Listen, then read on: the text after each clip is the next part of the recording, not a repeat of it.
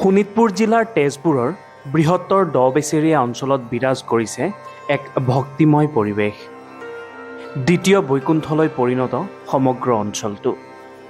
শ্ৰী শ্ৰী নলেশ্বৰ থানৰ তিনিদিনীয়া ভাগৱত পাঠ আৰু ধৰ্মালোচনী সভাই সৃষ্টি কৰিছে এক আধ্যাত্মিক পৰিৱেশৰ। শ্ৰী শ্ৰী নলেশ্বৰ থানত অনুষ্ঠিত হোৱা ভাগৱত পাঠ আৰু ব্যাখ্যাৰ তিনিদিনীয়া কাৰ্যসূচীৰ আজি দ্বিতীয়টো দিন।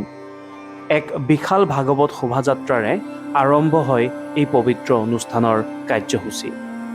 ভাগৱত শোভাযাত্ৰাত অংশগ্ৰহণ কৰে শতাধিক ভক্তপ্ৰাণ ৰাইজে। বিশেষকৈ আয়তীসকলৰ নাম আৰু ভকত বৈষ্ণৱৰ খোলতালৰ শব্দই এক অপূৰ্ব আধ্যাত্মিক পৰিৱেশৰ সৃষ্টি কৰে। এই অনুষ্ঠানে সমগ্ৰ দ-বেচেৰীয়া অঞ্চলটোলৈ যেন বৈকুণ্ঠৰ ভক্তিৰ পৰিৱেশ নমাই আনিছে।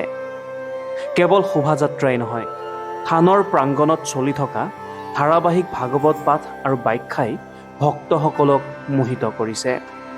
ইজনে সিজনক আদৰণি জনাই ভক্তিভাৱেৰে সকলোৱে বিশ্বশান্তিৰ বাবে প্ৰাৰ্থনা জনাইছে, যাৰ বাবে সমগ্ৰ দ-বেচেৰীয়া অঞ্চলটোত এতিয়া বৈকুণ্ঠ পুৰী সদৃশ পৰিৱেশে বিৰাজ কৰিছে। ভক্তিৰসত বুৰ গৈছে অজস্ৰ ভক্ত। সকলোৱে একগোট হৈ ভগৱানৰ গুণানুকীৰ্তন কৰি বিশ্বশান্তিৰ কামনা কৰিছে। সমূহ ধৰ্মপ্ৰাণ ৰাইজলৈ মই আন্তৰিক শ্ৰদ্ধা নিবেদন কৰিছোঁ আৰু এই শ্ৰী শ্ৰী নলেশ্বৰ থান পীঠস্থানত আজি, কাইলৈ আৰু 10 তাৰিখে অনুষ্ঠিত হ'ব লগা ভাগৱত পাঠ আৰু ধৰ্মালোচনী সভাৰ সমূহ কাৰ্যসূচীলৈ সমূহকে নিমন্ত্ৰণ জনাইছোঁ।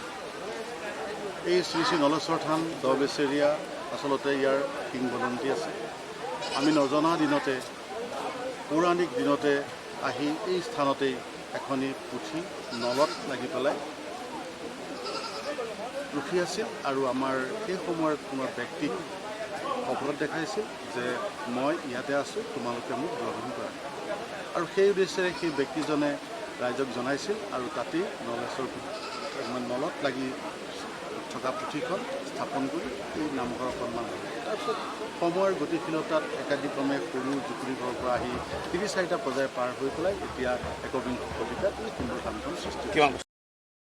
প্ৰতি বছৰে বহাগ মাহত ঐতিহাসিক নলেশ্বৰ থানত ভাগৱত পাঠৰ আয়োজন কৰা হয়। বছৰৰ এই বিশেষ দিনটোলৈ প্ৰতিজন গাঁওবাসী তথা ভক্তপ্ৰাণ ৰাইজে আশাৰে বাট চাই ৰয়। এক উৎসৱমুখৰ পৰিৱেশে বিৰাজ কৰে সমগ্ৰ দ-বেচেৰীয়া গাঁওখনত। এনে আধ্যাত্মিক অনুষ্ঠানে সমাজত শান্তি আৰু সম্প্ৰীতিৰ বাৰ্তা অটুট ৰখাত সহায় কৰে বুলি মন্তব্য কৰে প্ৰতিজন লোকে।